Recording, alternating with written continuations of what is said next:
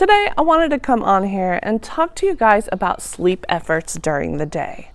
Now, I don't have my bullet points here today. I just wanted to jump on here and talk about this because I was catching up with a friend of mine who is very guilty of this habit. And in fact, we're all guilty of it, I'm sure. Anyone who has had chronic insomnia. Out of that desperation, we start to try to control our sleep all day and all night with different types of sleep efforts. But today we're just going to talk about daytime sleep efforts. These can be things such as you're avoiding coffee altogether. You love coffee, but you're giving it up completely, not even enjoying a morning coffee, just with the hope that it's going to help you sleep. Or you're exercising really hard, burning as much energy as possible so that you can sleep at night.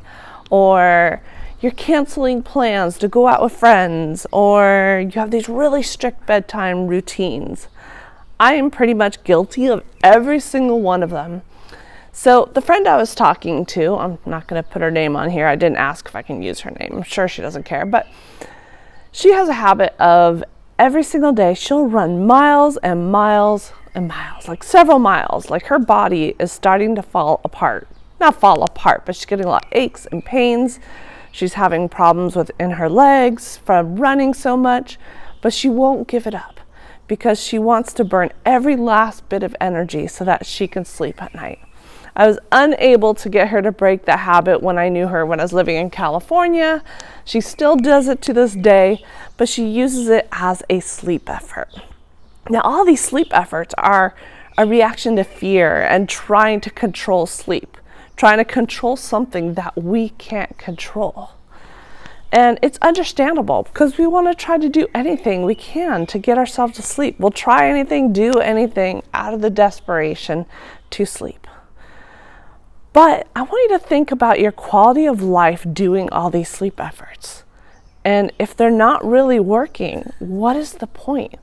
That's what I want you to start to look at. We can't control sleep, and trying to control it only feeds into that fear and keeps us stuck in that insomnia cycle. And we want to break that cycle, get out of it, let go of all these sleep efforts and get our life back, whether we're sleeping or not. I want you to spend your day doing things you enjoy and not worried about sleep the whole day, worried about how you're going to control sleep, what you can do to make it happen. When all those efforts do is add stress and pressure and make you feel worse.